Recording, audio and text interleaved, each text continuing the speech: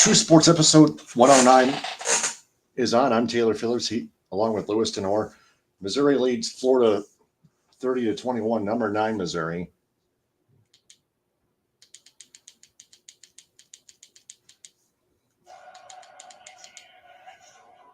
Here's a handoff up the middle. Not going to get much. Second down.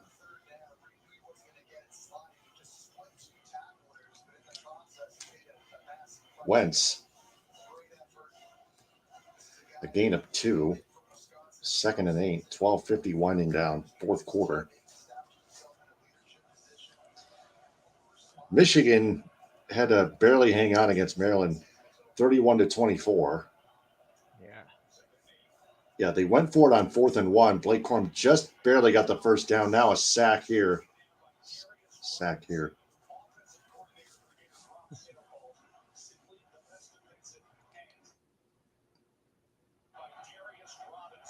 Darius Robinson makes the sack for the Missouri Tigers. Just under 12 and a half to go.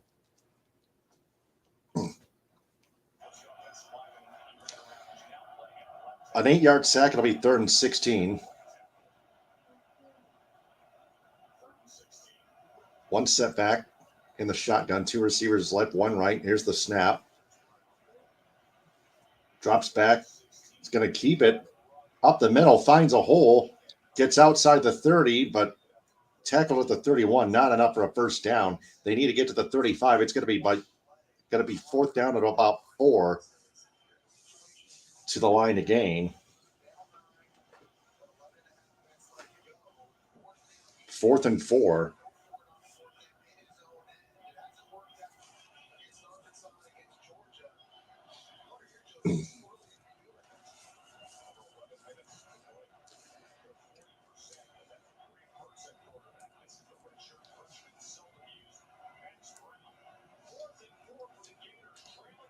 And they're going to go for it.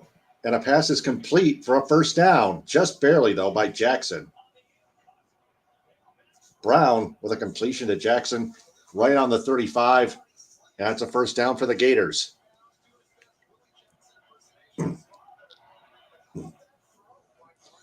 chomp game moves the chain gang. Brown goes deep this time on first down, and a catch is made. And tangle up single man coverage. And the Gators get big yardage on that. Into Tiger territory. Inside the 40. Jackson makes the catch. First down, Gators at the Tiger 37. Here's a handoff up the middle to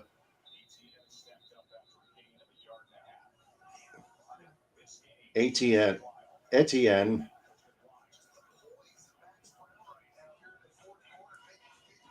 I hear gain 1.5 yards.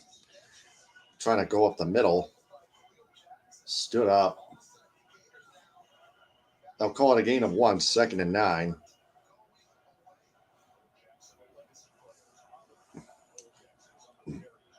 $9:50 winding down, 4th quarter.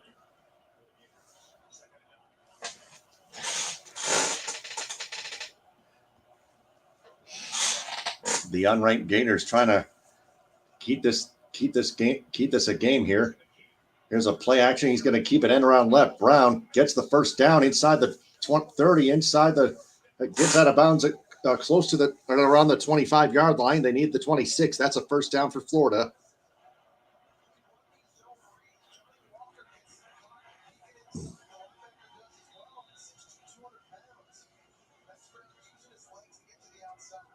$9:14 winding down, 4th quarter. 8 play of the drive coming up. 7 plays, 51 yards, over 4 minutes, time of possession. First and 10, Gators of the Tiger 24. Here's a snap, fake handoff. Keeps it again.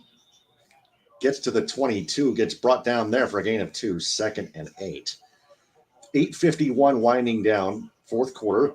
Missouri 30, Florida 21. Tigers are 8-2. Gators are 5-5. Gators are really digging for a bowl game.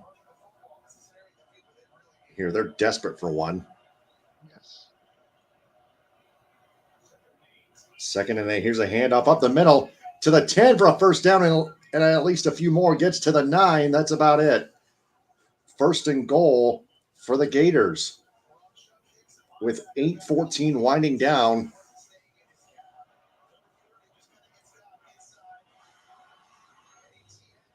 In the fourth.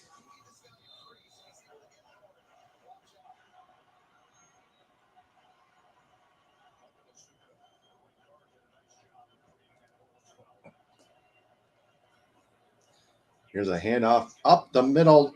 Wide daylight touchdown Gators with 7:49 left to play. Trevor Etienne, a 9-yard touchdown run, makes it 30-27. It's a field goal game now, but it might not be for long.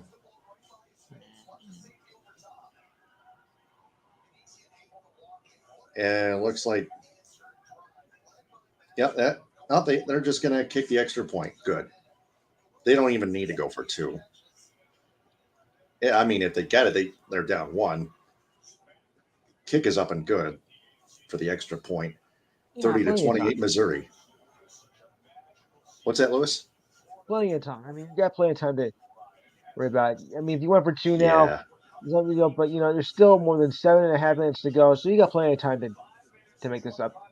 Yep.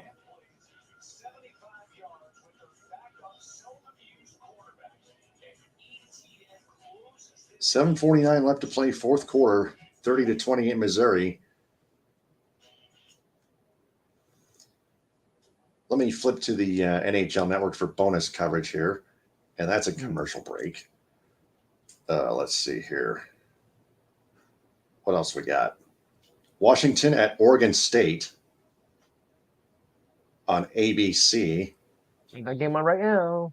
Yep, 22-20 Washington with 10:18 winding down fourth quarter. Washington has the ball up by 2. 2nd and 1 from their 24.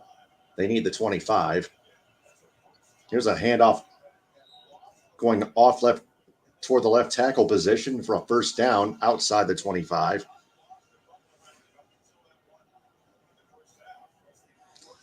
Huskies are undefeated at 10-0, ranked 5th in the college football playoff rankings. Oregon State, the Beavers, 11th, 8-2. 9:41 winding down. Fourth quarter. First and 10 Huskies from their own 27 going right to left.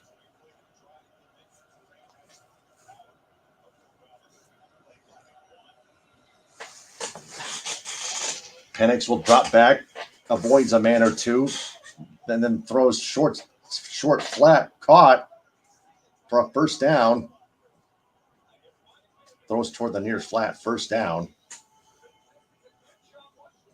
Near the 40. Outside the 40, outside the 45 to the 46. Gets out of bounds there. First down. Penix in the shotgun, snap. He's going to throw it deep again. As a little bit overthrown, bad away too. Incomplete. In double coverage. They got there to bat the pass away. Because remember, play the ball, not the body, right? That's right.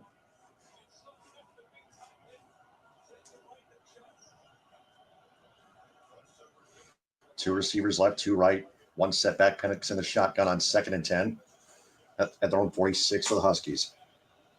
Snap, handoff. Stutter steps to the near and around left.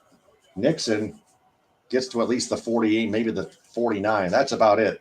That's going to bring up third down and 7 after a gain of 3.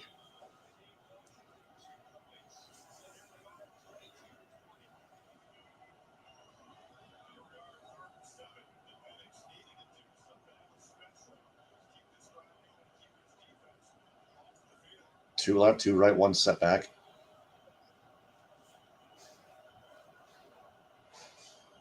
Now 1 left, 2 right. Shotgun, panic snap. Throw, it was overthrown, incomplete. And it's going to bring up 4th and 7.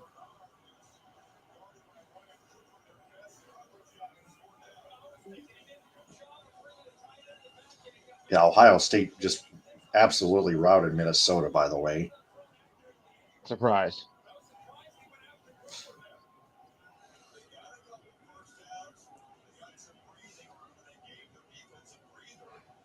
Even if Michigan beat Ohio State twice in a row, the Buckeyes are still a good team. Still a great team. Even great teams can beat great teams. Sure. I mean, and there must be a winner. Yes. Here's the punt. Fair catch inside the 5. That's at the 7:55 mark of the 4th quarter. Beavers will have it. They can take the lead on just a field goal, either a field goal or a touchdown. Back to the Florida Missouri game on ESPN. 7:24 left. 4th quarter. Missouri has the ball 3rd and 5.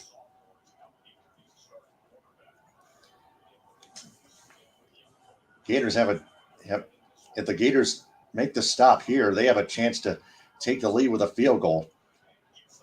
But here's a pass to the near flat, complete for a first down outside the 35.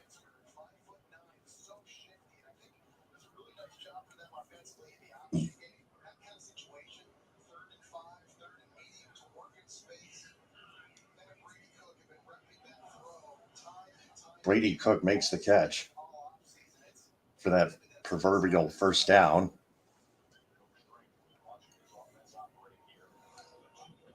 Shotgun, man in motion. Here's a handoff to the setback up the middle to about the 45. It was 1st and 10 from the 41. This should be a gain of 4. 2nd and 6 coming up, if so.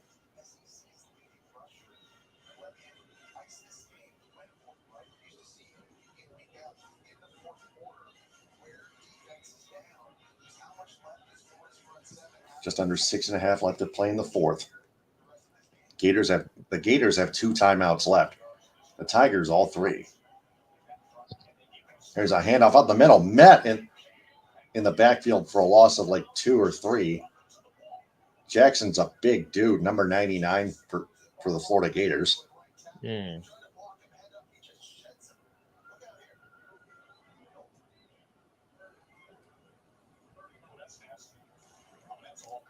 That's a big hard hit and a clean one too.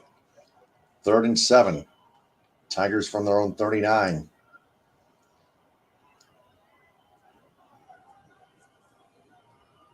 .444 total yards for the Tigers, 438 total yards for the Gators. Only a 6 total yard margin. Here's the snap. Flushed out of the pocket to the right, to the far right, and he's going to be taken down for a sack, and it's 4th down, and the Tigers will be forced to punt. Yeah, it's not Brady Cook's the quarterback. Not a wide receiver.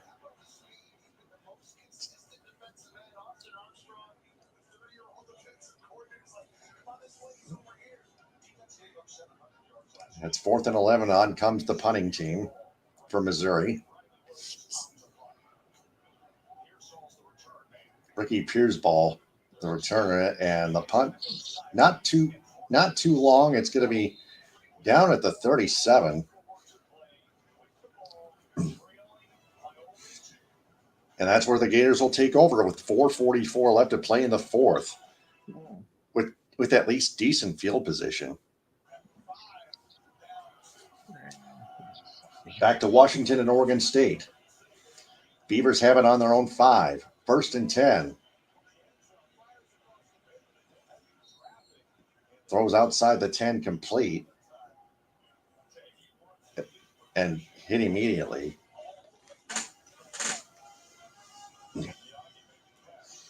Washington and Oregon State, the last two games in the series, last two meetings decided by a game-winning field goal. This may be deja vu yet all over again.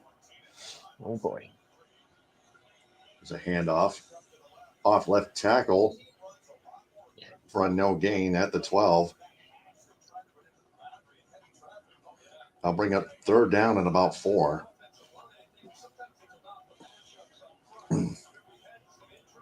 Or 3rd and 3. It was 2nd and 3. Now it's 3rd and 3.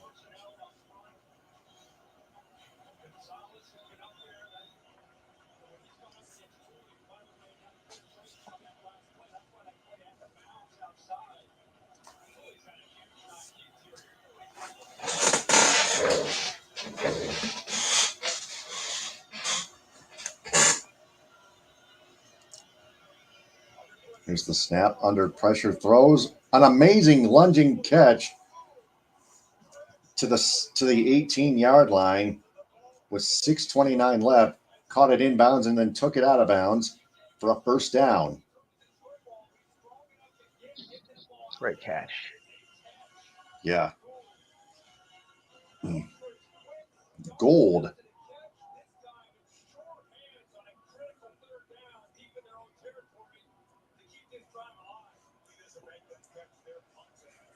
With that diving catch.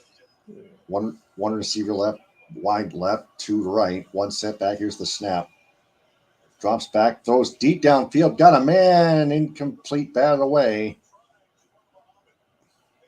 Muhammad makes the defensive play. It's 2nd down. And the intended receiver for Oregon State is down and not getting up.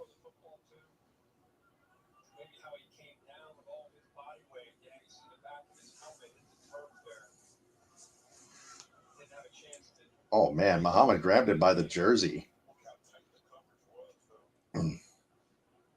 But well covered anyway.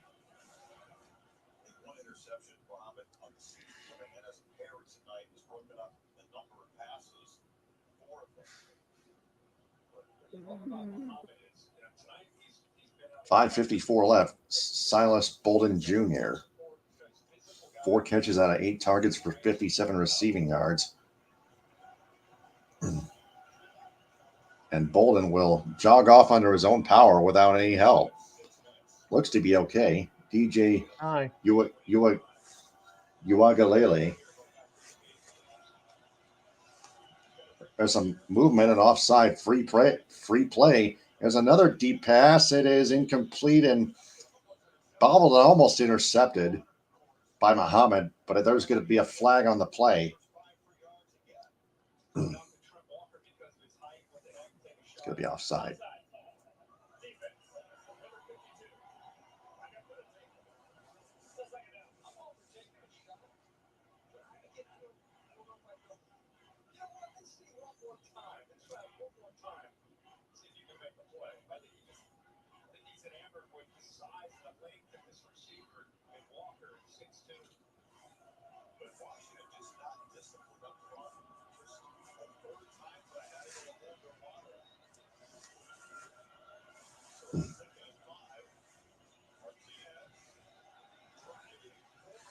And here's a handoff. Martinez off left tackle, dragging 2 defenders all the way past the first down marker and plus a few extra yards. Much needed for the Beavers, down 2, just under 5.5 to go in the 4th quarter.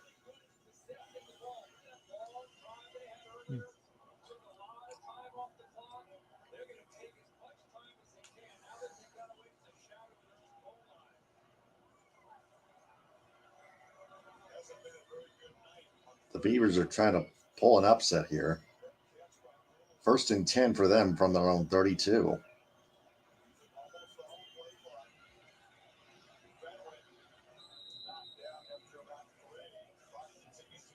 There's a handoff again to Martinez. Gains a few.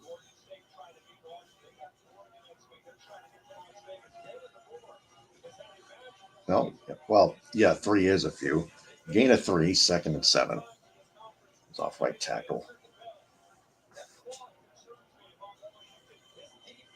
Ukulele.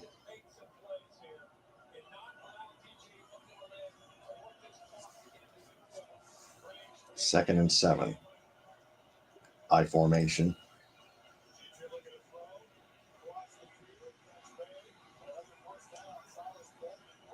Bolden, short side catch, and he gets a first down to the 43. They needed the 42.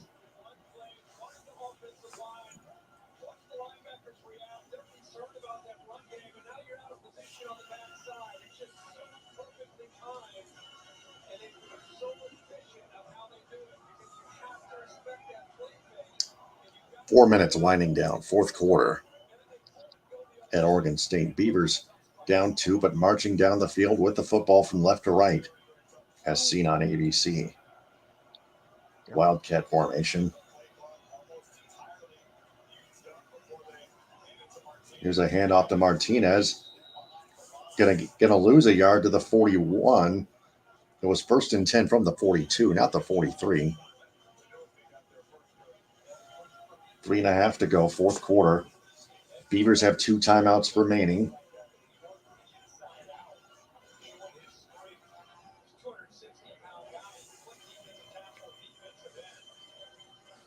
Beavers break the huddle. They're trying to chew up some clock while trying to take this thing into at least field goal range. Ukulele is going to throw deep again.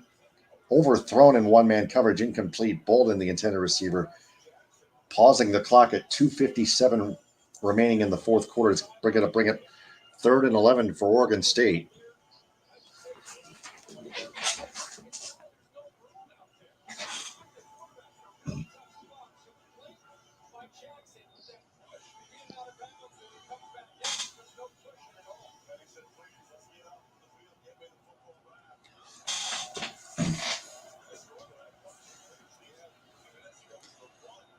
Beavers have nothing to lose here. 2 receivers wide left, 2 tight ends to the right, 1 setback. Ukulele in the shotgun snap.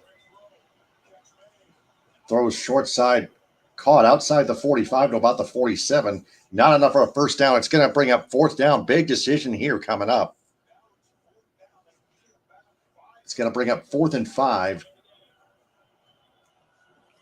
ESPN Analytics say with 4th and 5 or less yards, you go for it in this situation. With 2.5 to go.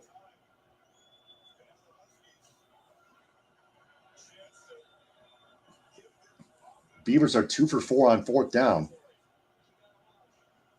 Shotgun formation, 2 receivers to the left. Ukulele shotgun snap. He's going to drop back, way back to his 35. He's going to throw it off course and overthrown, incomplete. And with 2:08 left to play in the fourth quarter, the Washington Huskies take over on downs. The Beavers have 2 timeouts left.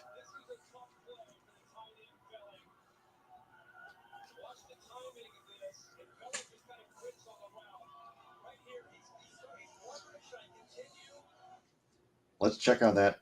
I know it's not a commercial break yet, but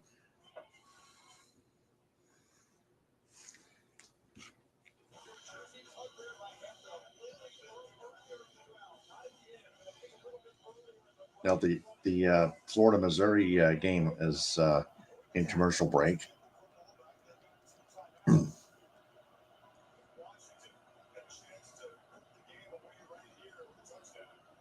Where's Florida?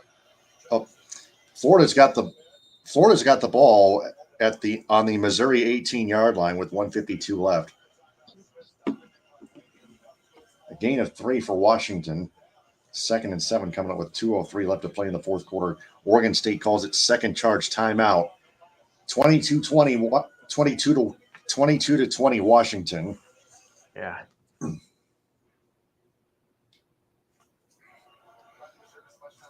Back to Florida, Missouri. 1:47 left, fourth quarter. Gators have the ball 30 to 28 Tigers.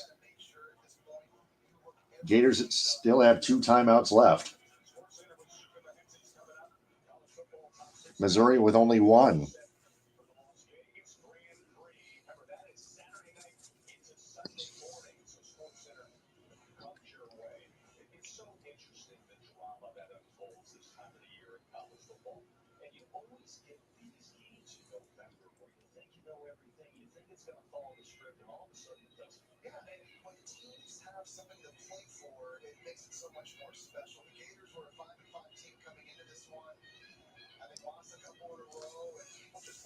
Timmy Trump and Blaster Jacks with Narco playing in Missouri here. 3rd and 12.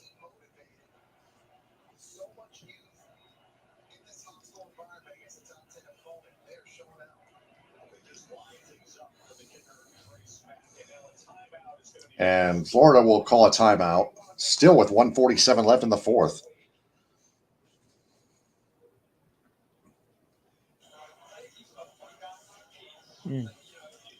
Now, 3rd and 3. Oregon State call it. Back to the game on ABC between Washington and Oregon State. The Beavers call their final 3rd and final charge timeout. 1:58 left, fourth quarter. If Washington gets the first down, then they seal the win.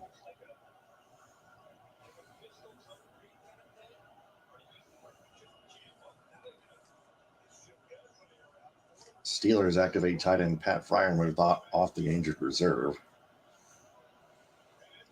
Pennick's going to throw it. Caught to the 20. More than a first down. And this thing is over with. That's going to be all she wrote. With 1:52 left to play in the 4th quarter. 1:52 left in the 4th.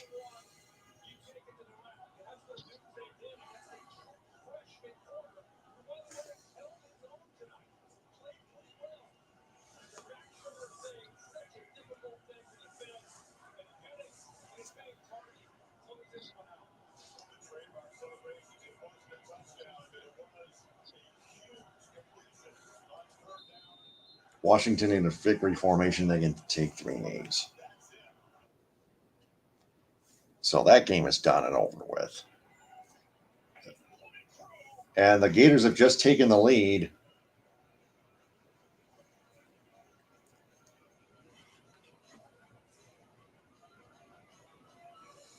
On 3rd and 12 with 1:36 left.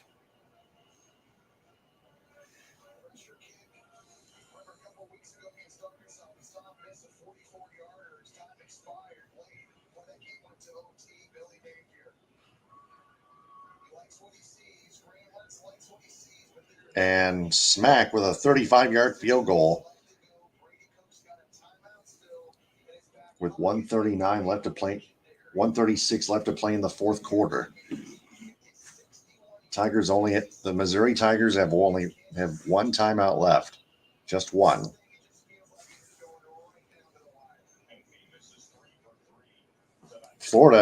Unranked Florida has a 1-point lead over number 9 Missouri on the road. The Washington Huskies survive a close one at Oregon State, 22-20. Florida's going to kick off. And Washington clinches a Pac-12 title game berth.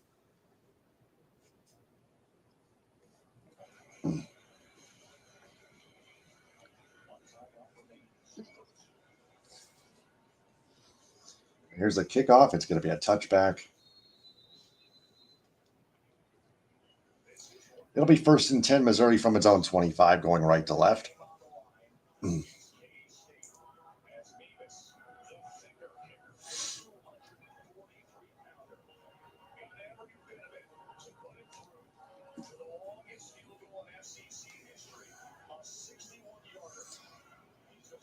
they show the flashback of that 61-yard field goal, putting Missouri on top of number 15 Kansas State back that year. Schrader makes the catch for a gain of a few. 2nd down. Can't get too cute. Just a gain of 2.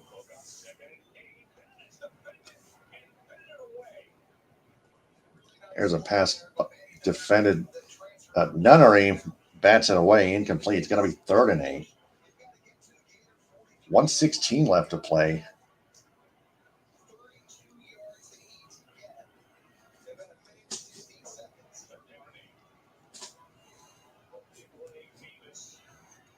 Brady Cook is 5 for 8 on third down, 89 passing yards, 4 first downs.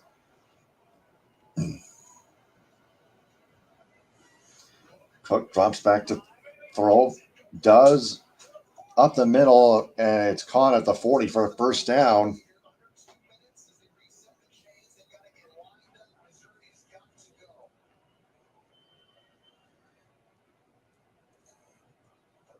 Trips left, one right. Brady Cook. Now there's a flag on the play. It's going to be false start on Missouri.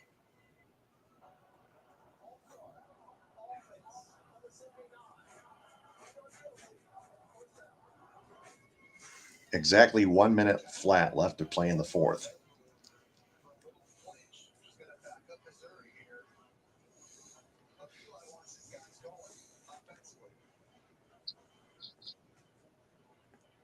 Trips left, one right again. One setback. Cook in the shotgun snap. Waits. Now throws to Schrader.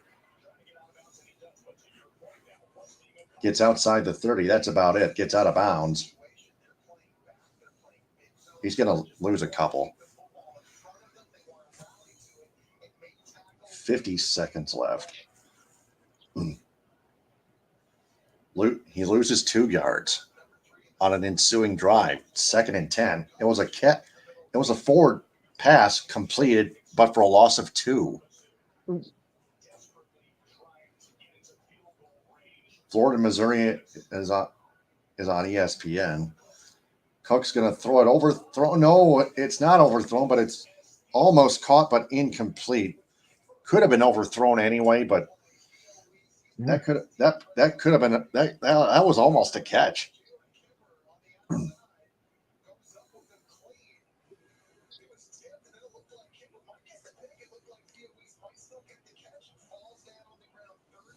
$45 seconds left. Fourth quarter, 3rd and 17. 31-30 Florida. Cook from Missouri drops back in the shotgun. Now throws, overthrown, incomplete. In double coverage at around the Florida 30-yard line. Marshall Jr., one of the double coverage defensive backs. 38 seconds left, fourth quarter.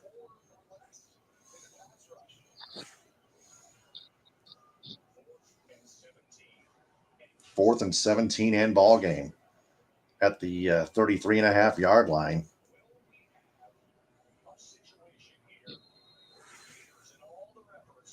Now, Missouri will call its 3rd and final charge timeout.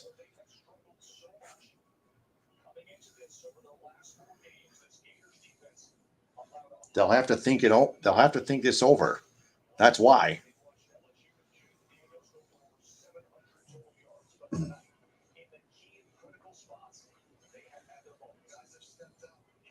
See if there's bonus coverage on ABC here. I don't think so. Let's take a look.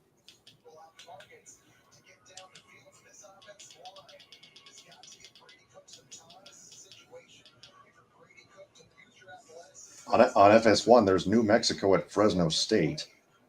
That kicked off at 10:30 p.m. All right, fourth down and 17, 38 seconds left. Cook in the shotgun drops back. He's going to throw deep. First down territory. Caught it for a first down inside, and he gets to the 40-yard line.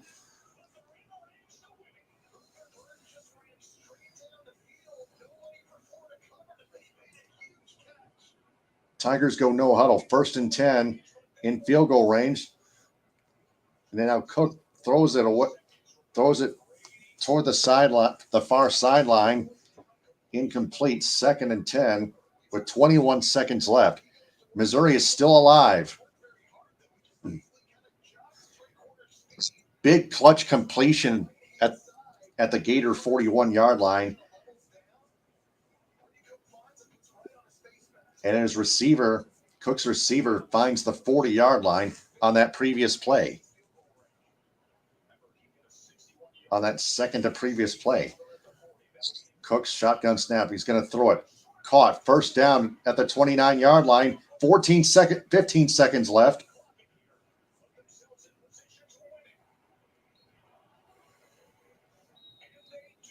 And they line it up quickly. And they spike it. It's going to be set for an incompletion, second down.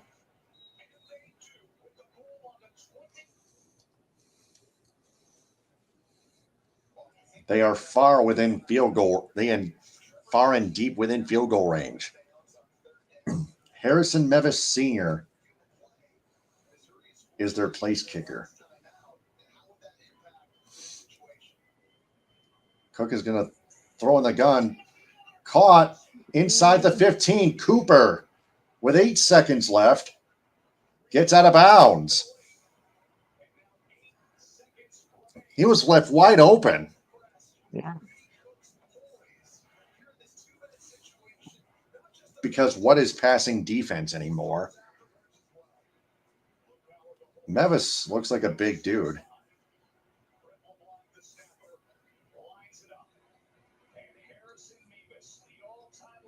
Harrison Mevis will try a 36-yarder, a 31-yarder rather.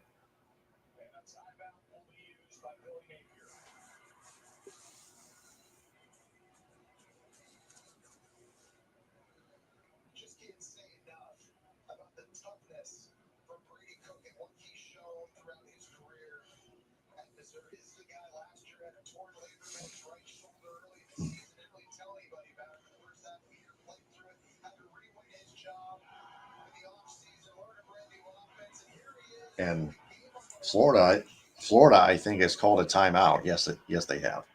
Yes. They want to ice Mevis here. The old icing the kicker bit. Mm-hmm. Yep. Florida's out of timeouts. So is Missouri. For Mevis, this will be a 30-yard attempt, 30 and a half. Snap, hold, kick is up, and it is perfect with 5 seconds left in the fourth quarter, and Missouri retakes the lead, 33-31.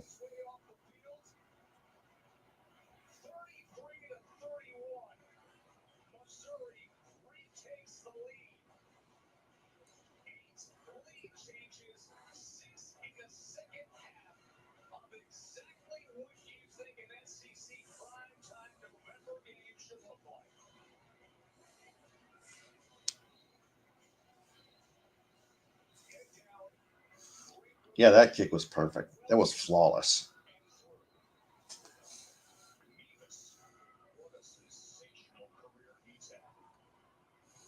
Mevis's career long field goal was 61 yards. This was a chip shot. Just 30 and a half yards. Just 30 and change yards, man. Yeah. That's nothing.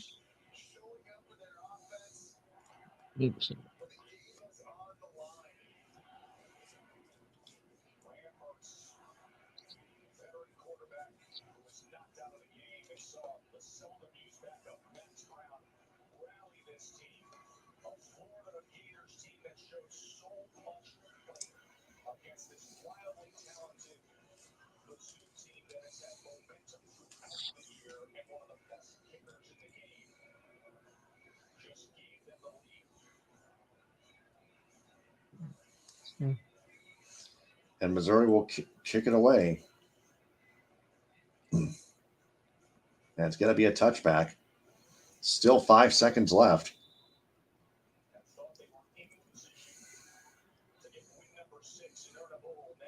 And now Florida will have to think this over here. It's 1st and 10 Gators from their own 25-yard line.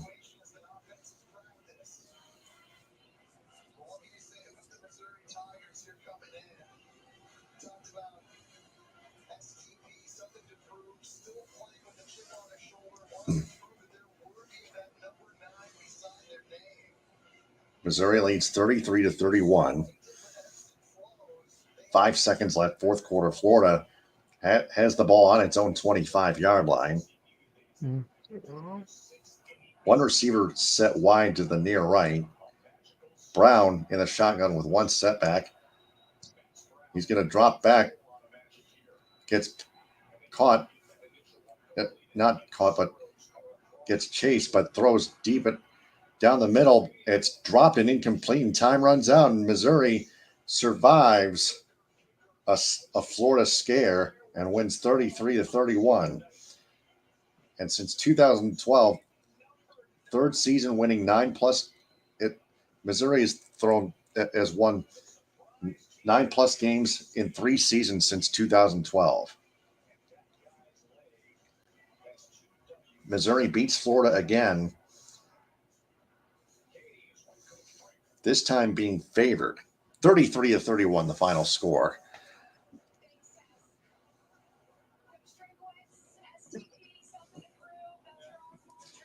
So we got hockey and basketball and more college football, of course, including also tomorrow in the NFL as well. So carry on with your True Sports Report, please.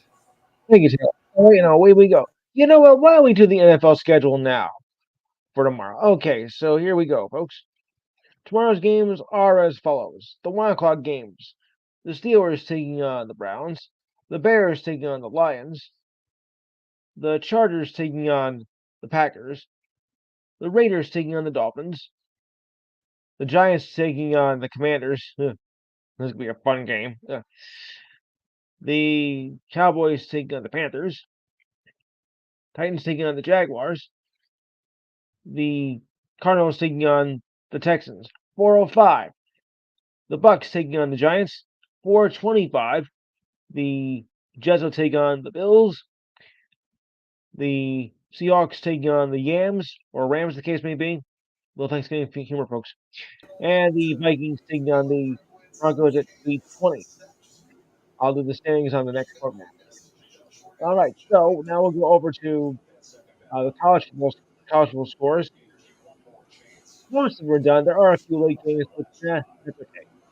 So the college football scores go like this: 8:53 to go in the fourth.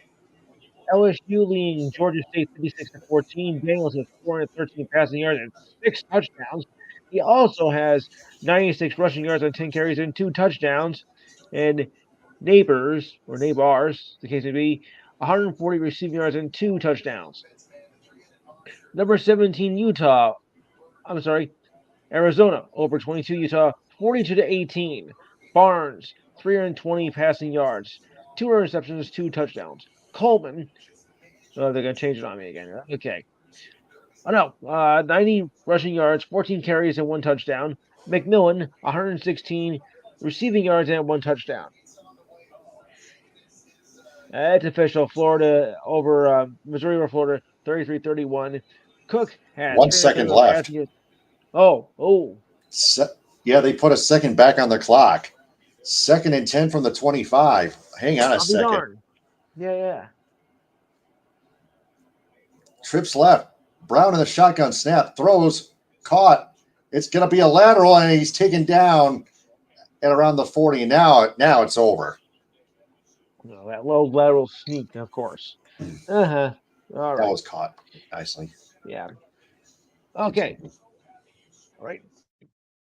Well, it looked like early in the day Tennessee was going to maybe pull a surprise upset over Georgia in the early part of the game as they had a first score touchdown, but that was not to be as Georgia came back strong, 38-10 over Tennessee. Oh, good. Beck had 298 passing yards and 3 touchdowns. Wright, 90 rushing yards on one interception on 9 carries, and Rosemy, 91 receiving yards and 2 touchdowns. By the way, that is Wright with a W. Okay. This one was a close game than most people thought. Iowa just edged over Illinois 15-13. Paddock, 215 passing yards. Love the third, 64 rushing yards, 18 carries and a touchdown. And Williams had 105 receiving yards. Number 19, Notre Dame over Wake Forest, 45-7. Hartman had 277 passing yards and 4 touchdowns. Estimite, 115 rushing yards and 22 carries, 1 touchdown. Flores Jr., 102 receiving yards. If it was a basketball game, I would have took Wake Forest. Clemson upsets number 20 North Carolina 31-20. Klubik had 219 passing yards, 1 touchdown. Hampton 178 rushing yards and 2 touchdowns, and Walker 70 receiving yards. Ohio State all over Minnesota 37-3. McCord had 212 passing yards and 2 touchdowns. Henderson 146 rushing yards, 15 carries, 2 touchdowns. Yankee Buff 83 receiving yards. I knew it'd be a blowout. Oregon over ASU, Arizona State 49-13. Knicks 404 passing yards and 6 touchdowns. Wow. Irving 63 rushing yards, 11 carries, and Franklin 128 receiving yards and 2 touchdowns. Oklahoma State over Houston 43-30. Bowman had 348 passing yards, 2 touchdowns, 1 interception. Gordon the second 164 rushing yards on 25 carries and 3 touchdowns, and Presley, that was his long lost cousin, 189 receiving yards. Just kidding. Okay. This one was closer than I thought, as Michigan beat Maryland only 31-24. Tagliavata, to his younger brother, 247 passing yards and 2 touchdowns. Corman, 94 rushing yards on 28 carries and 2 touchdowns, and Prather, 81 receiving yards. I thought that'd be a much bigger score than that. 31-24. Wow. Alabama over Chattanooga, 66-10. That I expected. Milrow, 197 passing yards, 3 touchdowns. Appleberry, 104 rushing yards and 1 touchdown, 22 carries. And Burton, 105 receiving yards and a touchdown. Louisville over Miami, 38-31. Van Dyke, 327 passing yards, 1 touchdown. Fletcher, 126 rushing yards on 17 carries and 2 touchdowns. And Resputo, 193 receiving yards and a touchdown. I wonder if I should take Van Dyke. Maybe not. Okay, Penn State over Rutgers, 27-6. What was that? 130 passing yards, 1 interception. Pribula, 71 rushing yards on 8 carries and 1 touchdown. And Washington, 55 receiving yards. Ole Miss over UL Monroe, 35-3. Dart, 310 passing yards and 3 touchdowns. Smith had 74 rushing yards on 17 carries, and Wade, 108 receiving yards, 1 touchdown. These games I expected. Another close one here. Oklahoma over BYU, 31-24.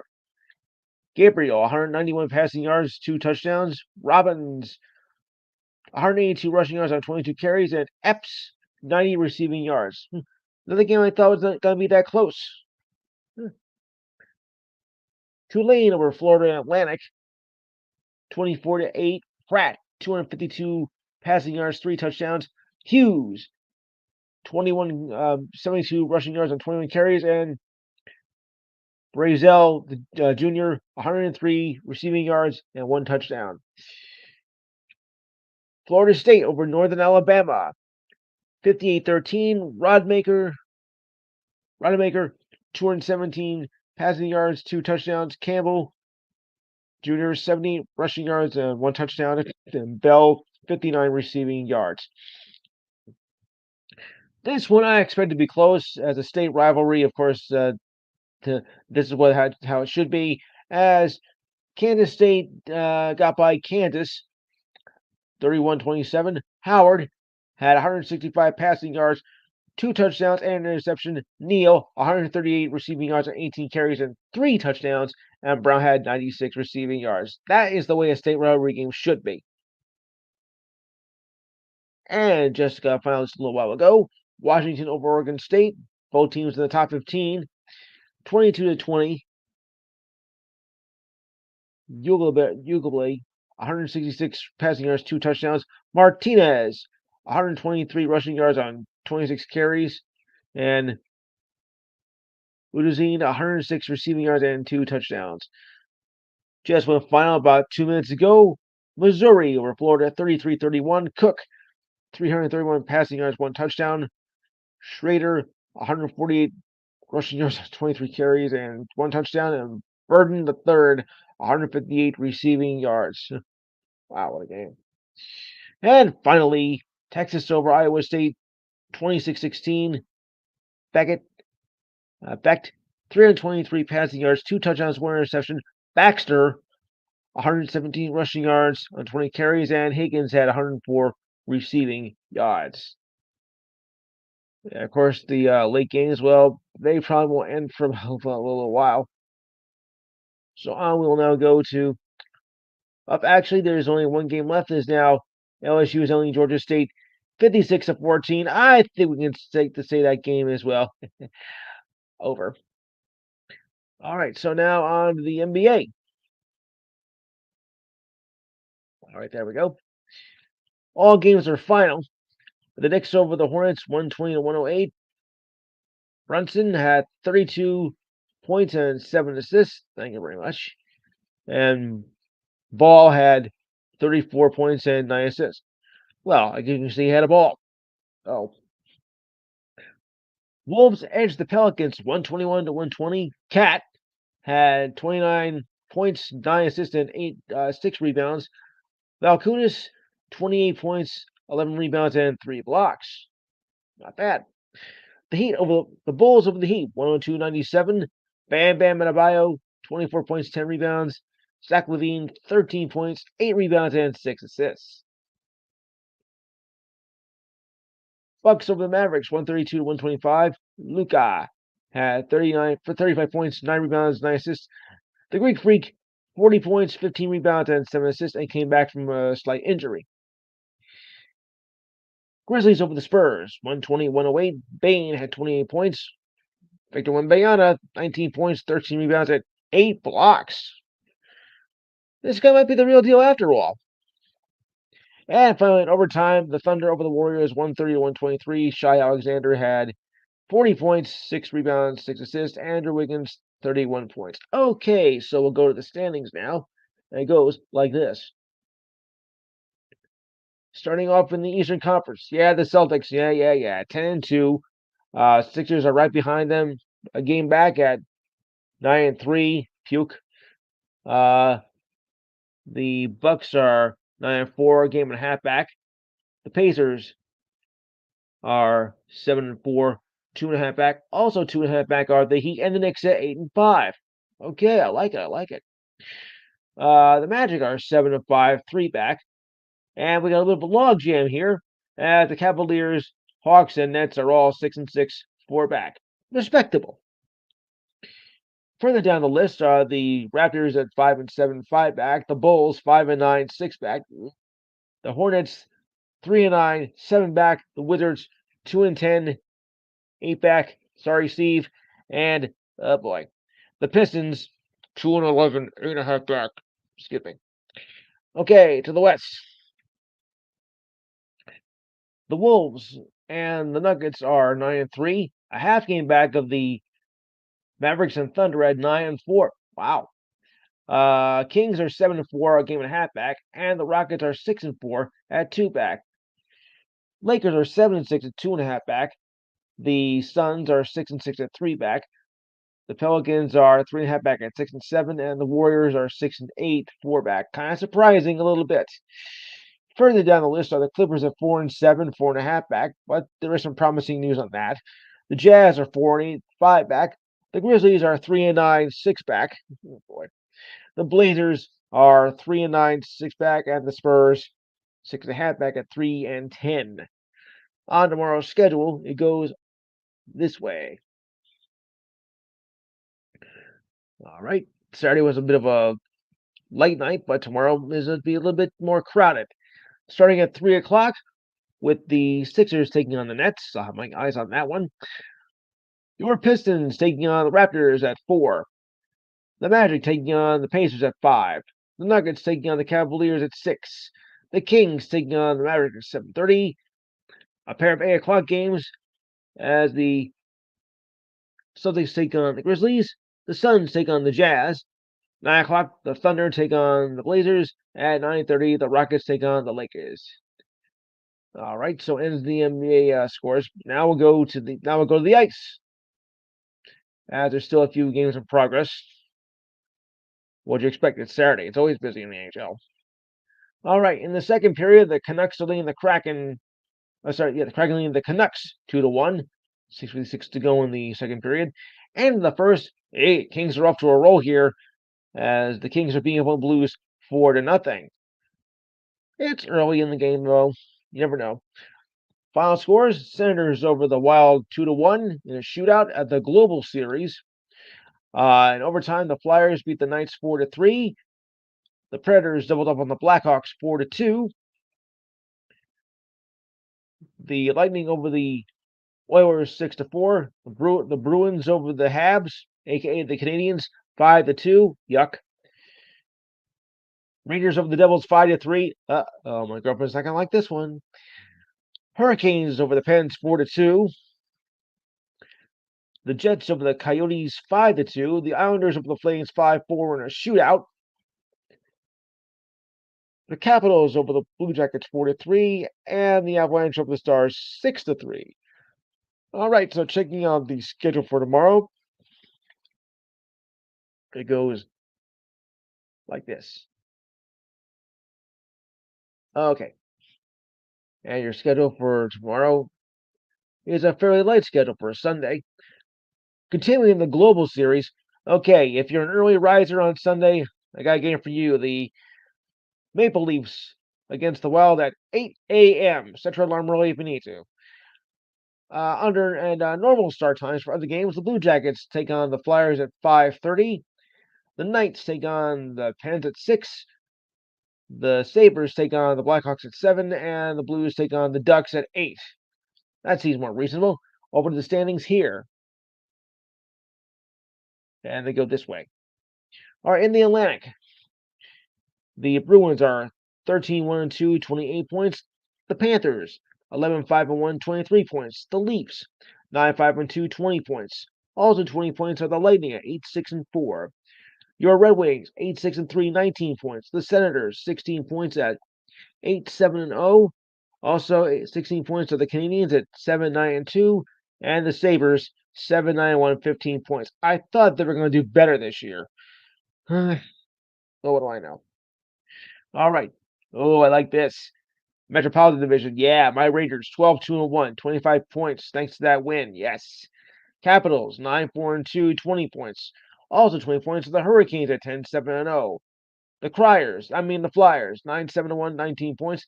Devils, 8-7-1, 17 points. Uh-oh. Islanders, 6-6-5, 17 points. Like I care. Pens, 8-8-0, 16 points. And the Blue Jackets, 4-10-4, 12 points. Just like last year, folks. Oh, boy. To the West. The Stars are 11-4-1, 23 points. Right behind them are the Avalanche, 11-5-0, 22 points. Also 22 points are the Jets at 10-5-2. The Coyotes, 8-7-2, 18 points. The Blues, 8-6-1, 17 points. The Wild are 13 points at 5-8-3. The Predators, 6-10-0, 12 points. And the Blackhawks, 5-10-0, 10 points. And in the Pacific, the Golden Knights are proving why they're the champions. The defending champions, that is. 13-3-2, 28 points. The Canucks, 12-4-1, 25 points. The Kings, 9-3-3, 21 points. The Ducks, 9-8-0, 18 points. The Kraken, 6-8-4, 16 points. Gee, what happened to them? The Flames, 5-10-1, 11 points. And the Sharks, slowly improving. I mean, very slowly. 3-13-1, and 7 points. Yeah. Yeah. Well, better than they were a few weeks ago when they only had 1 point. That's embarrassing. Okay, on to the news of the day. First up, say goodbye to Oakland and hello to Vegas, as the MLB voters voted unanimously to approve the A's to relocate to Vegas, making making them the second team to relocate in the last 50 years. 50 years plus, that is. The potential move comes after 2 games of failed efforts to secure a new stadium to replace the dumpster fire they call Oakland Coliseum. Needing backing from 3/4 of the teams that at the owners' meetings, it received total support despite unanswered questions about the team's near future and stadium players. It is a difficult day for the city of Oakland, said owner John Fisher, but a great day for the city of Vegas. The move, however, is not finalized as legal challenges from a teachers union in Nevada regarding the $380 million the state has committed to the construction of a $1.5 billion stadium on the Vegas Strip could still scuttle the move. But winning approval from the owners marks a major step towards Oakland's losing its last major sports franchise. Sorry to say that, guys. Wow. Prior to the Expos moving to Washington, where they became the Nationals, the last team to relocate were the Washington Senators, who left in the end of 1971 to begin, as we now know, as the Texas Rangers in the spring of 72. The A's went to Oakland in 1968 and won 4 World Series titles. Speaking of the A's, there were some moves as well. And the A's agreed to a pair of one-year deals with Miguel Aguilar and Abraham Toro. Oakland announced the deals yesterday. Aguilar's deal is worth $1.7 million, and Toro is worth $1.2 million. The A's also signed right-hander Michael Kelly off of waivers off the Guardians and signed outfielder Diaz Cameron to minor league deals with an invite to spring training. Kelly was 1-0 with an ERA of 3.78 in 14 games of the season, was designated for assignment. Aguilar was claimed off of waivers on November 6th by the Pittsburgh Pirates. He had 27 home runs and 92 RBIs for the Yankees in 2018, but his production has dropped off like a rock since then. He has 39 home runs and 149 RBIs in 7 seasons. Oops, that's the wrong way to do it.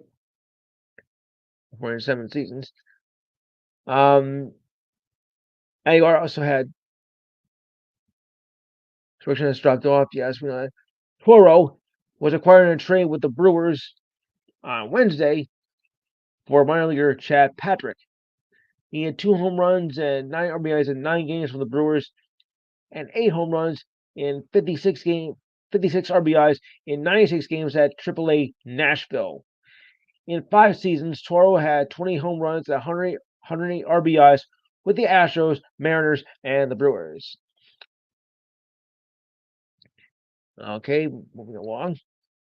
The Seattle Mariners acquired infielder Luis Urias from the Red Sox, for right-hander Isaiah Campbell yesterday. Urias, a utility infielder who can play at second, third, and shortstop, appeared in 52 games last season between the Brewers and the Red Sox as he dealt with injuries. He missed the first 2 months of the season with a hamstring injury. He was sent to the Red Sox in a trade at the trade deadline and appeared in 32 games for Boston for the rest of the season. Urias only hit 194 between both teams this past season, and played 119 games in 2022 and 150 in 2021 with the Brewers. Both with the Brewers. The Mariners hope they get the 2021 version of Urias, who hit 23 home runs and 75 RBIs that season. One can only hope.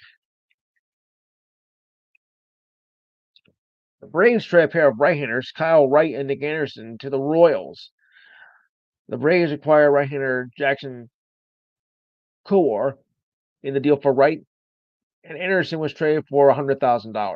A day earlier, the Braves dealt pitchers Mike Soroka and infielder Nick Lopez to the White Sox for pitchers James Schuster, Riley Gowans, and infielder Brandon Shoemake for reliever Aaron Bummer. And that could be a bummer. Oh boy.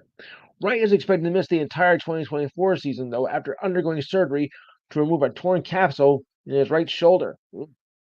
Wright had a dismal 2023 with a 1-3 record and a 6.97 ERA in 9 games for the Braves, despite the fact they did so well. Wright was 21-5 in 2020 with a 3.1 ERA at 30 starts, and became the first Braves pitcher to lead the league in wins since Tom Glavine back in 2000. I remember that very well. Kowar was selected in the first round of the 2018 draft. He was 2-0 with a 6.3 ERA in 23 games in the majors this past season. Anderson, 4-0 with a 3.6 ERA in 25 appearances for the Brewers. He missed the entire 22 season after undergoing surgery for a torn ACL that happened in October of 2021. Eek. It rains, it pours, folks.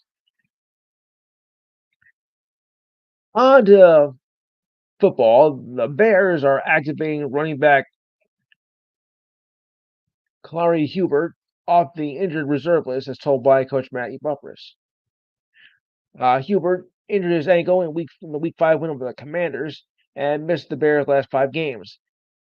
At the time of the injury, he was averaging 5.3 yards per carry and led the Bears in rushing for 272 yards, one of the few bright spots they've had this season.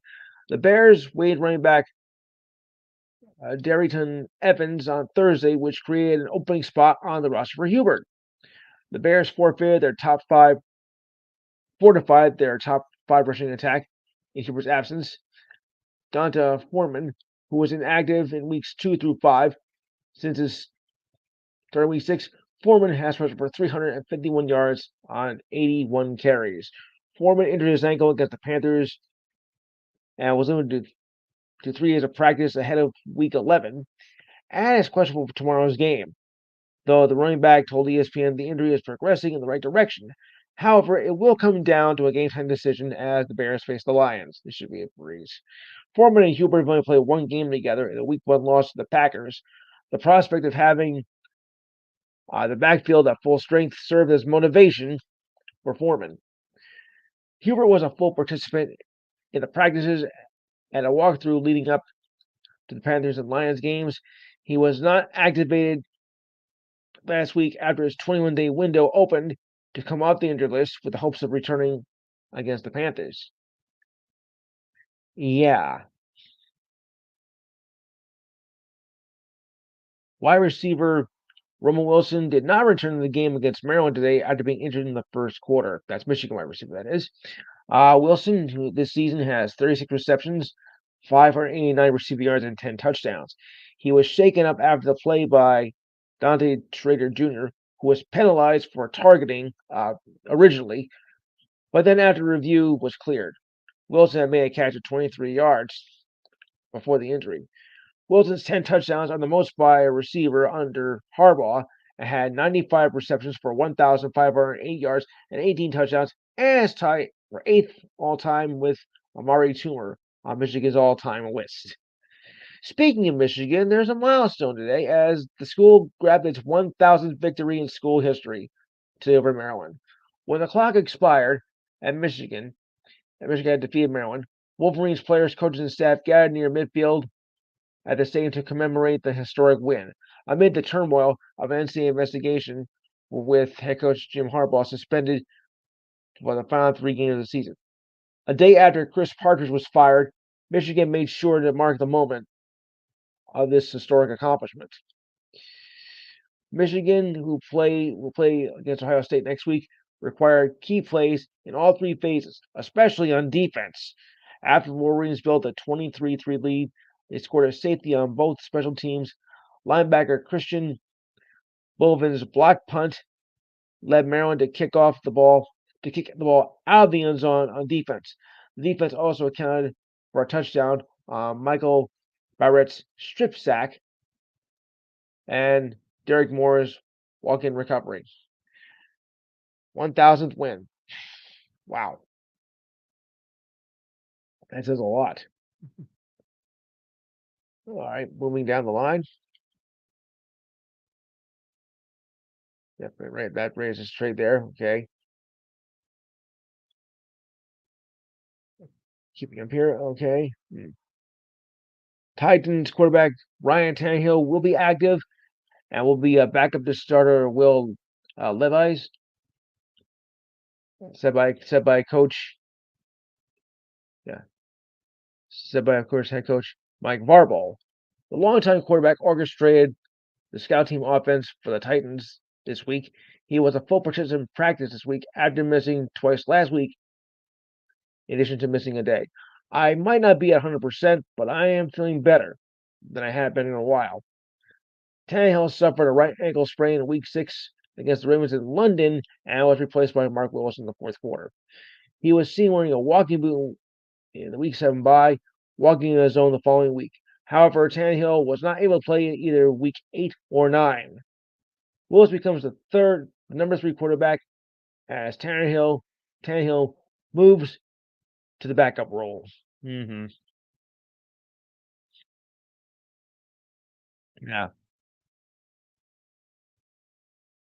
Bengals quarterback Joe Burrow is out after suffering a torn ligament in his left wrist. Coach Zach Taylor announced Burrow was injured in the loss to the Ravens, though the league is investigating. The team is reporting on the quarterback's status that led to the game.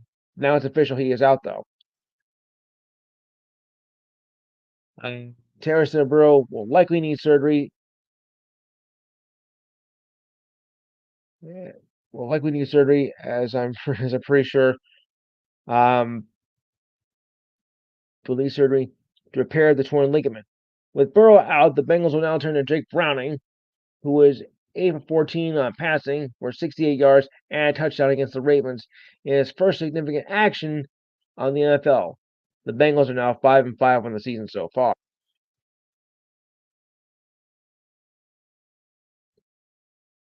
As I said, that was before it was official that he is now out. The Browns are bringing Super Bowl winning quarterback Joe Wacko Flacco for a workout, source told ESPN. The Browns are looking for a third quarterback now that Deshaun Watson is out for the season with a shoulder injury. Sources say that Flacco is the only quarterback they're bringing in, well, for now. The Browns will start Dorian Thompson-Robinson against the Steelers. The Browns also have P.J. Walker on the roster.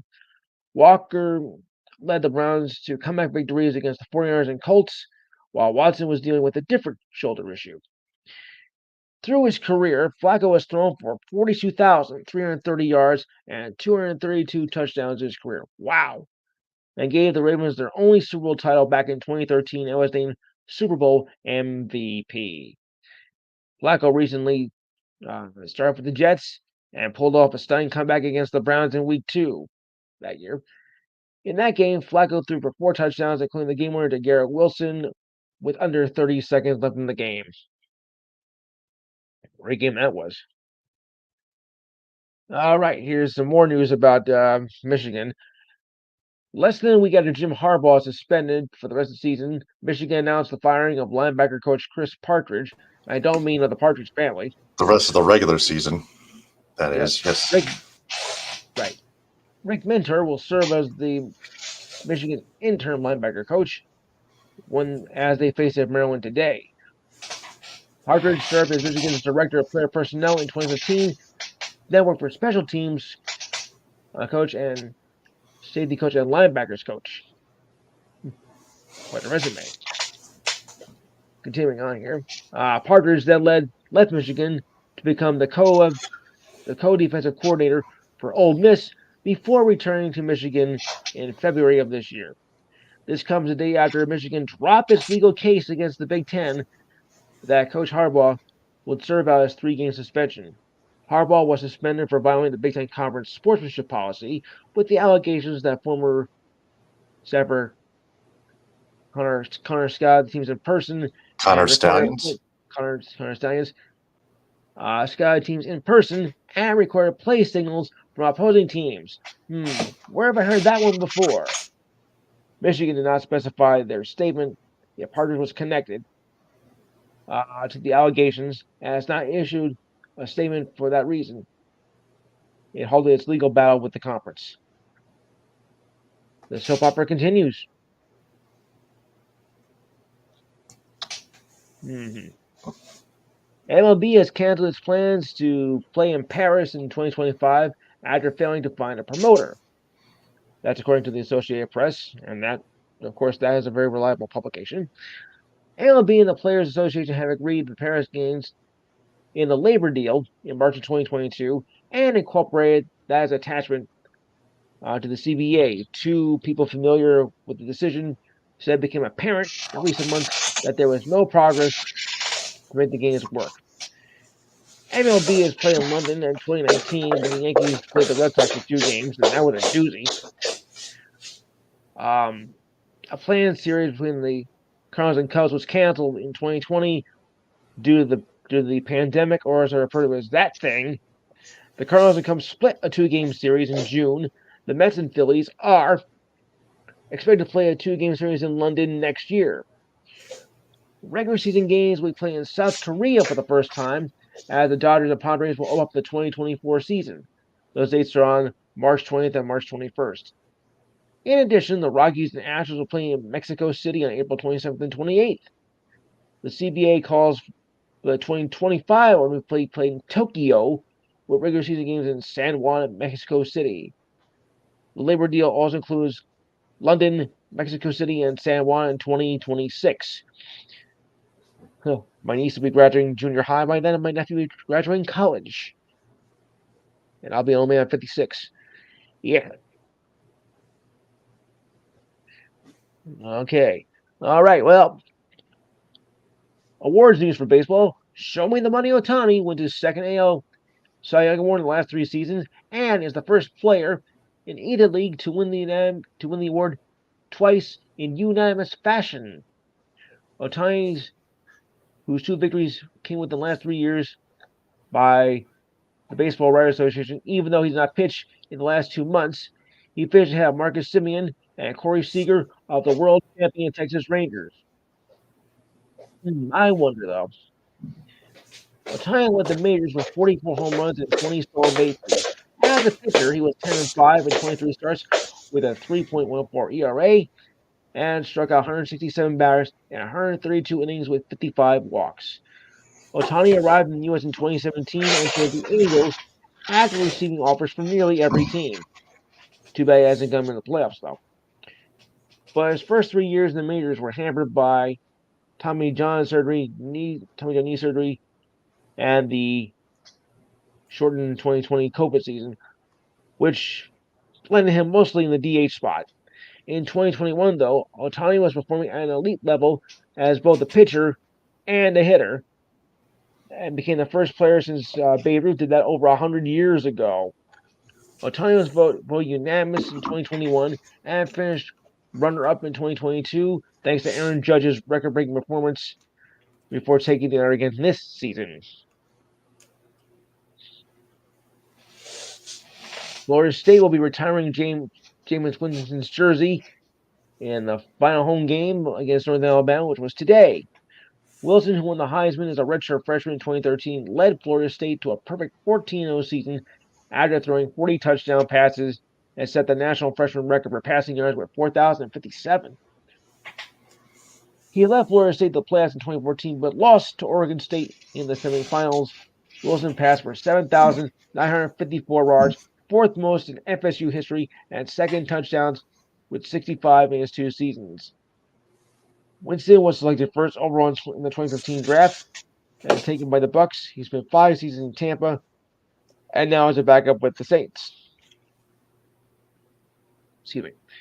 He has completed 1,748 passes for 21,941 passing yards and 139 touchdowns in 9 seasons.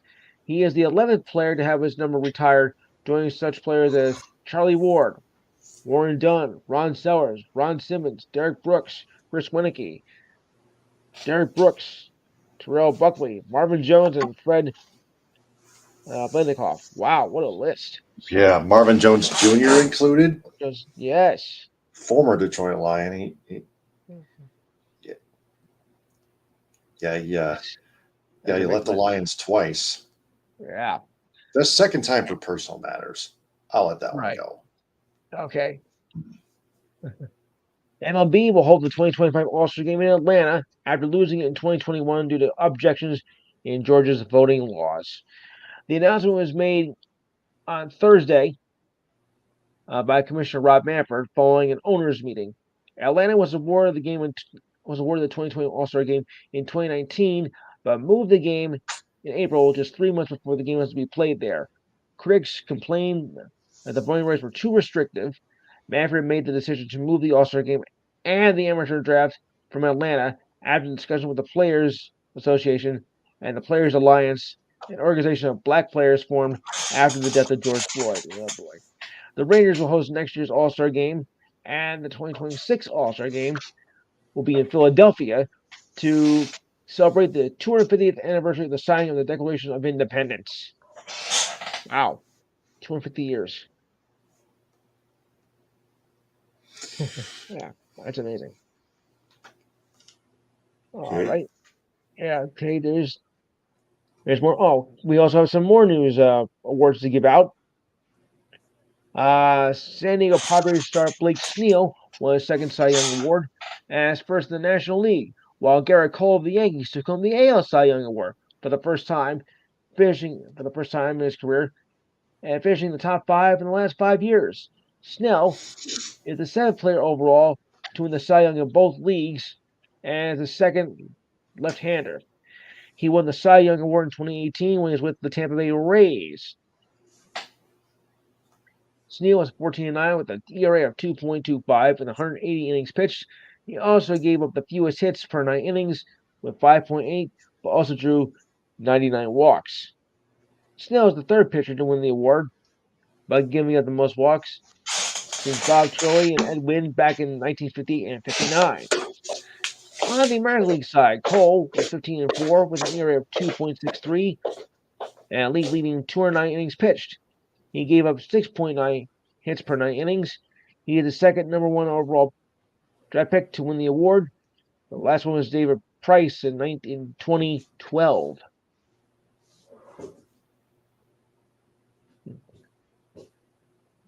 And okay, MLB Competition Committee is weighing in a proposal to reduce the pitch clock from 20 seconds to 18 seconds with runners on base. The 15-second rule with no runners on base will remain. The hope is to reverse a trend at the end of the season where we saw an uptick in games by 7 minutes. The Competition Committee, which includes 6 members representing teams, 4 players, and 1 umpire, heard the proposal to shave off time has cut down on the mound visits from 5 to 4.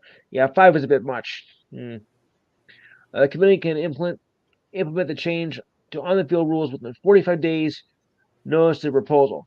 Players are currently discussing the proposal and are expected to go back to the committee with suggestions on the potential adjustments. The average game time jumped from 2 hours 37 minutes in April to 2 hours and 44 minutes in mid-September. Why that doesn't surprise me? Well, figure it out.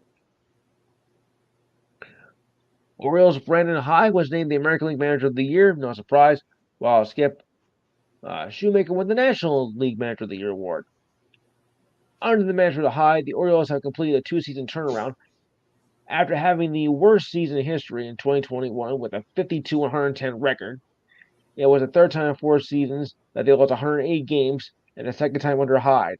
The rebuilding was dragging very slowly, and winning seasons were not really on the radar at that point, I'll say. Anywho, then 2022 came along, and the Orioles improved to 83-79.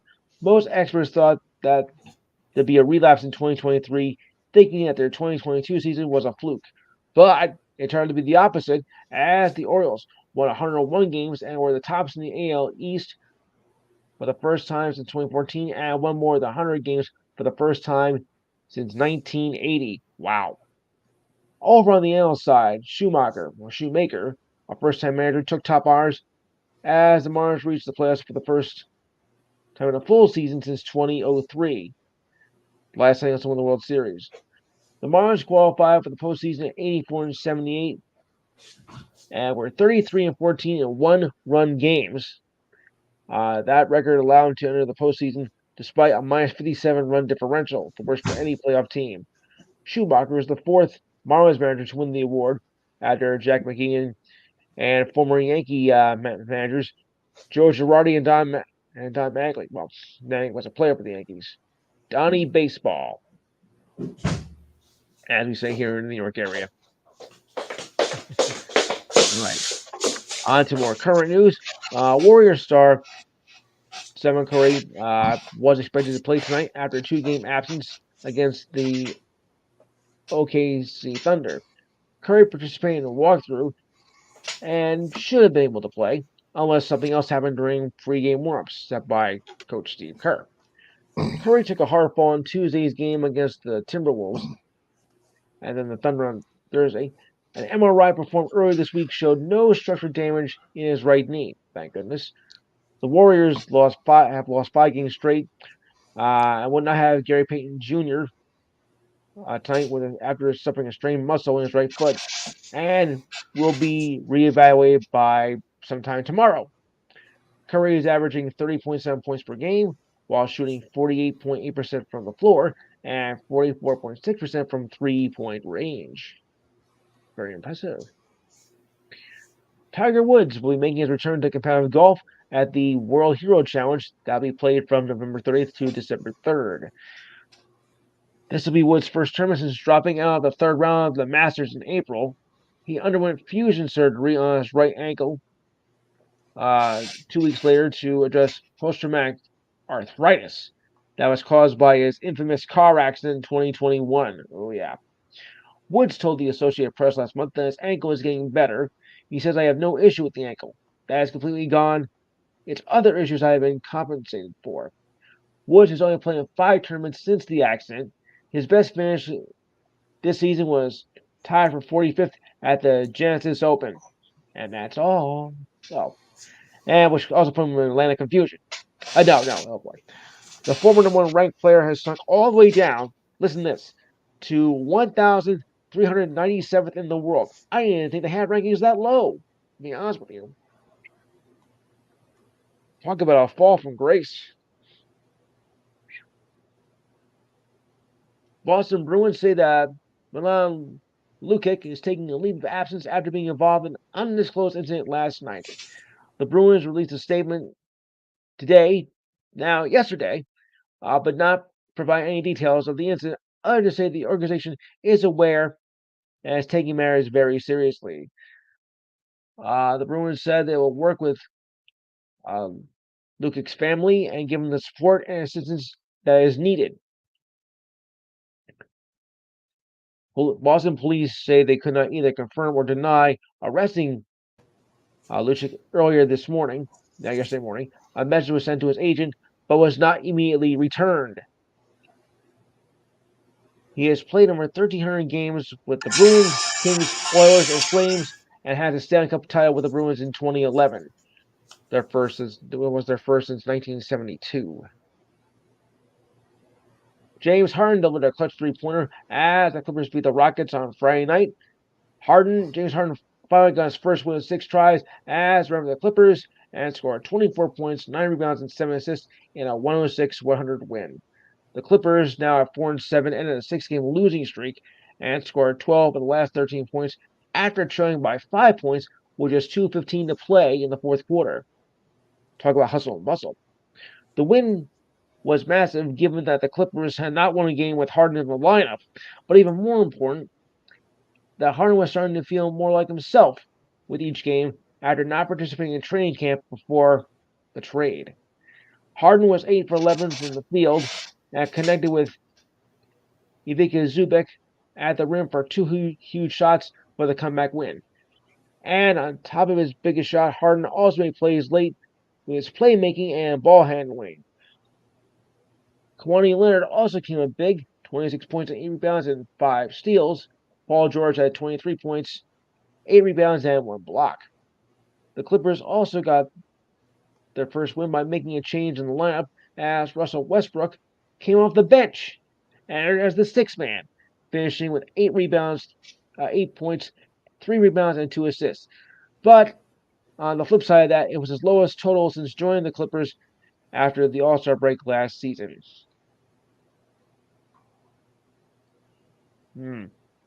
So, a little bit of good with the bad here. As I mentioned, the Greek Freak was out for 1 game with an absence last night. He returned last night after 1 game with the win over the Hornets. Giannis played 29 minutes and scored 16 points with 9 assists and 8 rebounds, giving the Bucks a 3-game winning streak and are unbeaten in the in-season tournament play, for those of you paying attention to that. Giannis missed his first game of the season Wednesday against the Wolves with a strained right calf. Obviously, it wasn't that serious, otherwise he wouldn't be back so soon. Malik Beasley scored 18 points, including 6 3-pointers, and Damian Lillard, or as I say, Lizard, had 27 points with 5 3-pointers. The Heat and the Bucks face each other in group play on November 28th. Both are 0-2 in this in-season tournament. I still think it's a joke. Grizzlies guard Marcus Smart will miss 3 to 5 weeks with a sprained left foot. He is the latest Grizzly player to be hit on the injured list.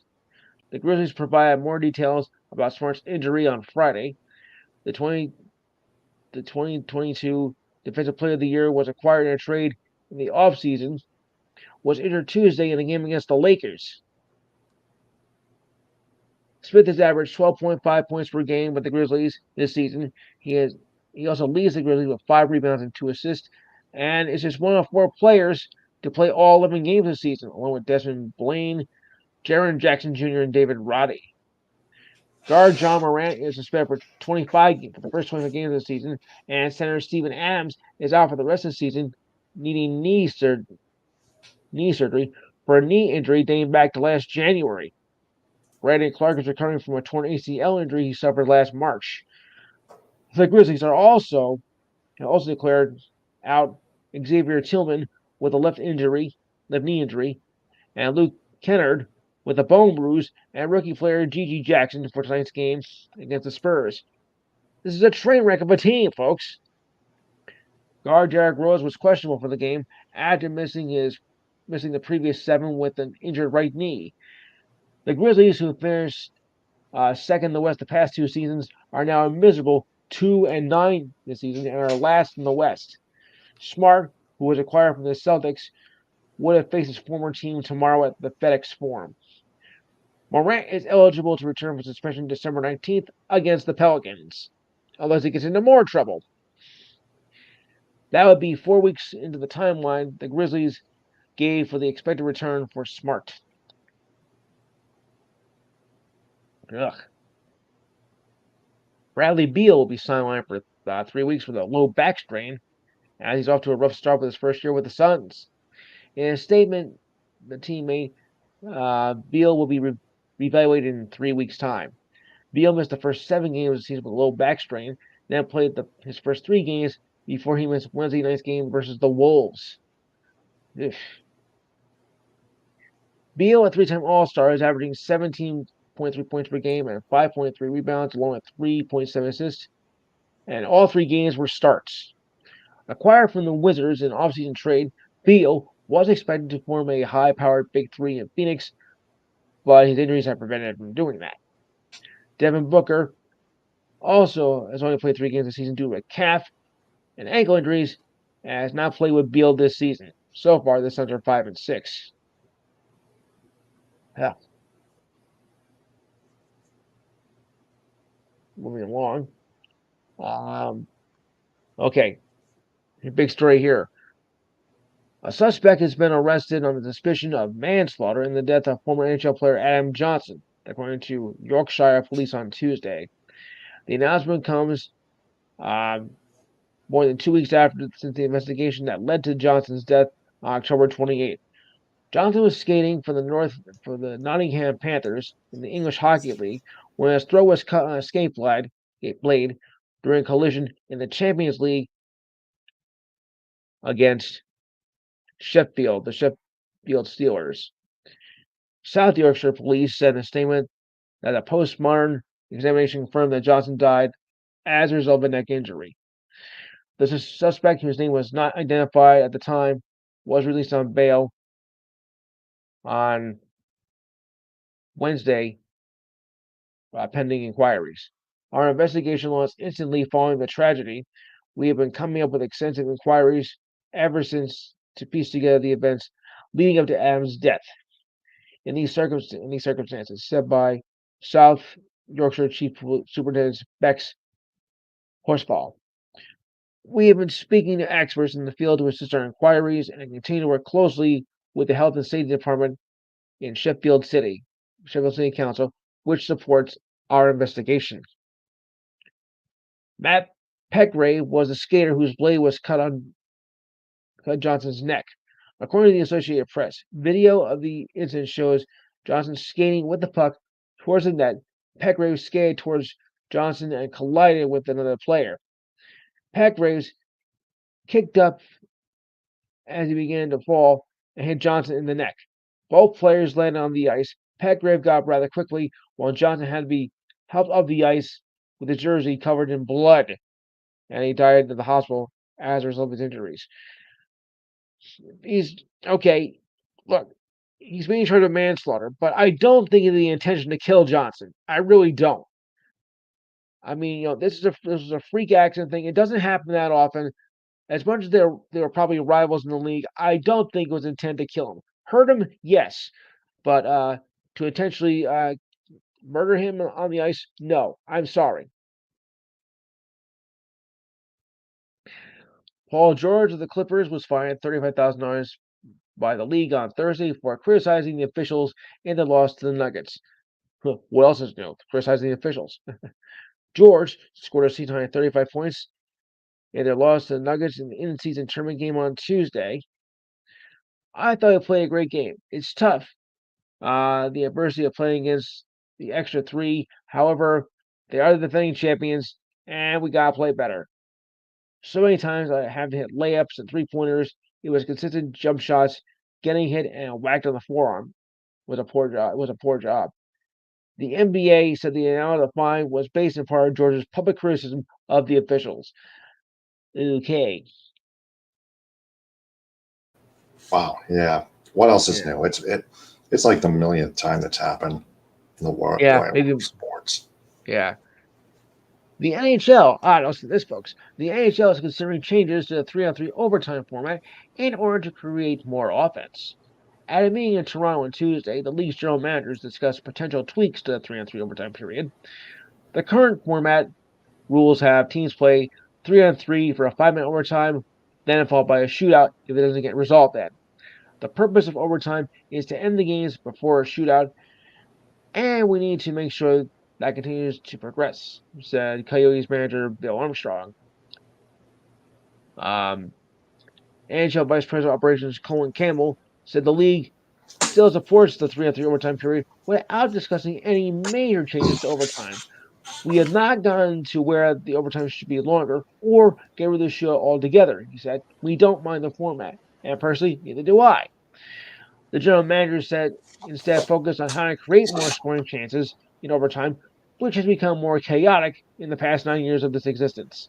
The biggest gripe is players possessing the puck for too long outside the attacking zone. The GMs discussed several tweaks to overtime. Much of it focused on players circling back in their own zone with the puck to regroup before rushing up the ice. Uh-huh. It has become a puck possession game. Winning the opening puck is a big thing, said Dallas Stars general manager Jim Nill. Coaches and players are both very good. They're finding different ways to do things. We just want to make sure the excitement is still there. Yeah. All right. Let's see if I got anything else important here to do. Oh, yeah. And we know about the suspension of Draymond Green. He deserved it. I still think, though, it was too lenient, though. The Sabres will be top center Tage Thompson for at least a month after suffering an injury to his left wrist. Head coach Don Renato did not reveal the exact nature of the injury in the update that fall practice on Wednesday.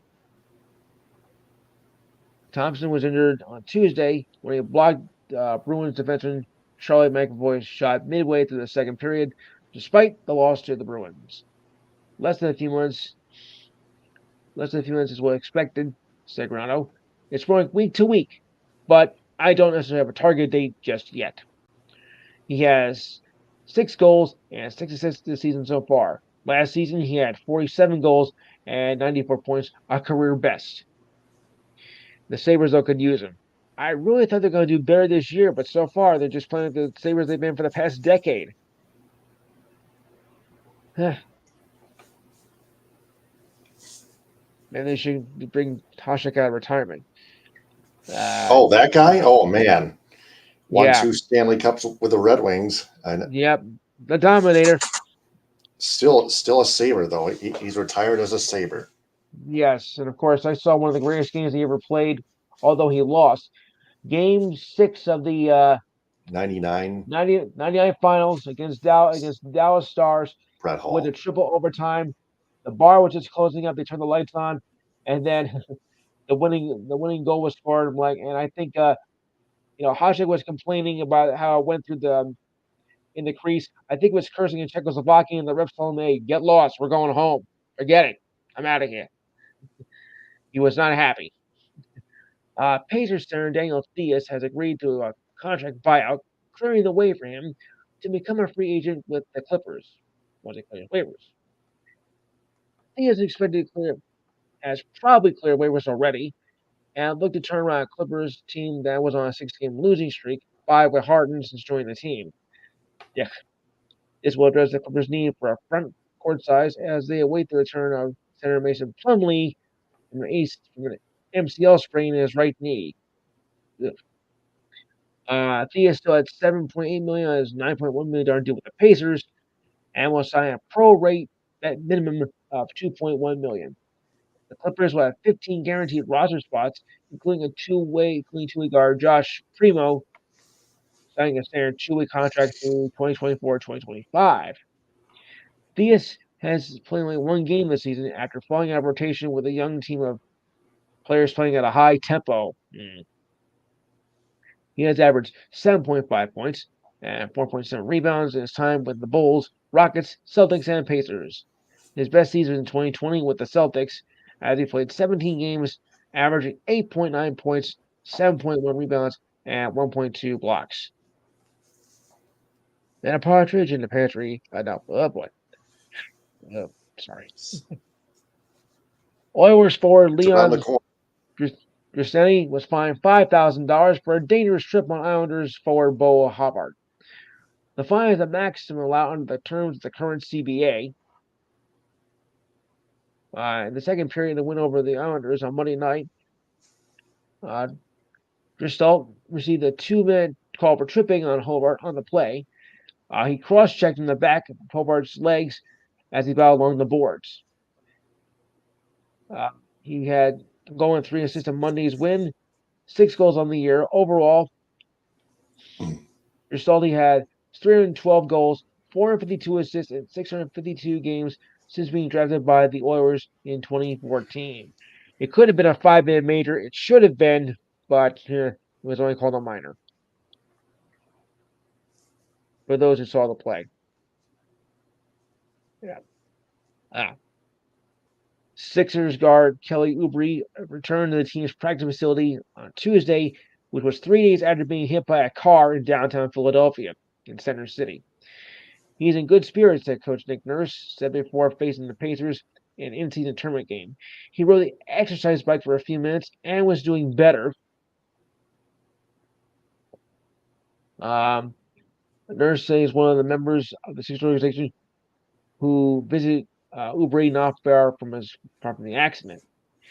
Philadelphia police said the driver's side mirror hit Oubre on last Saturday evening, as he was crossing the street. He suffered a broken rib laceration as well as other injuries. There's an ongoing investigation into the incident, and the police told the Associated Press in the email, and there was no update on his condition. Oubre is said to be evaluated again next week, and a timetable could be set by then. In his first season with the Sixers since signing a 1-year free agent contract in late summer, he has averaged 16.8 points per game, and last week was replaced by Robert Covington. He's lucky, though, to be alive,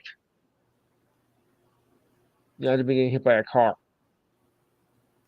Another incident here. Pacers forward Jalen Smith left Tuesday's in-season tournament game against the Sixers with a head injury and was transported to an area hospital for further testing and evaluations at the Sixers. Neither the Pacers head coach Rick Carlisle or the public relations staff could give an update on Smith's condition. The Pacers were just scheduled to fly out to Philadelphia on Tuesday night, and the next game is tomorrow at home against the Magic. Smith was knocked down in a collision on the defensive end of the floor midway through the second quarter as Sixers forward Paul Reed went up for a dunk.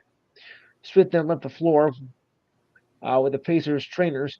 He was then declared out for the rest of the game at halftime after scoring 5 points in 2 minutes and 33 seconds of action. The Sixers said on X, formerly known as Twitter, that Smith was taken to the hospital out of an abundance of caution. Smith is averaging 11.8 points per game, 6.8 rebounds in 8 games this season. Still, that's ugly. Okay. Oh yeah, and Quebec City, who hasn't been in the NHL in quite a while, 1995 to be exact, will host 2 preseason games with the Kings next October. That's right, the LA Kings.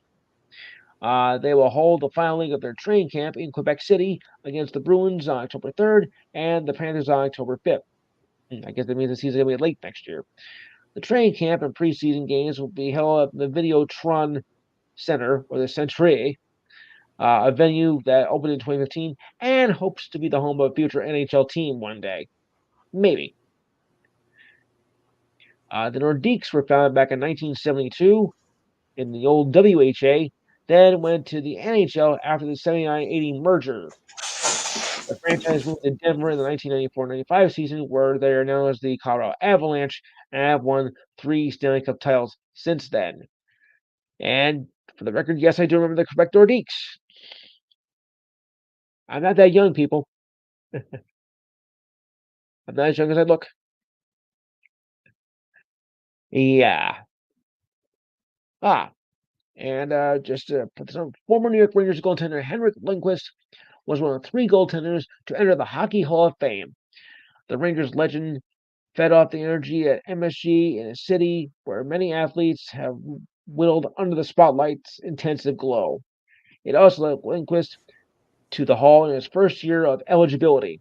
Now that's something you can't do. That's something you don't do very often. He led a heavy goaltending class that included Michael Rasso and Tom Vernon. This was the first time in 60 years that 3 goaltenders entered the Hall of Fame at the same time. Also being united were Pierre Turgeon and Caroline Ouellette, with former NHL head coach Ken Hitchcock and the late Pierre Lacroix, who was both an agent and an executive, were also included. The 2012 Vezina Trophy is 6th in wins with 459, 9th in games played with 897, and has 17 shutouts. 17th in shutouts with 64. He also has 61 playoff victories in the postseason and went to the Stanley Cup Finals with the Rangers in 2014, only to lose to the Kings in 5 games. Thank you very much. Yuck. Lundqvist retired 3 seasons ago as the result of a heart condition. He also made 3 playoff appearances with the Rangers and also won Olympic gold for Sweden in 2006.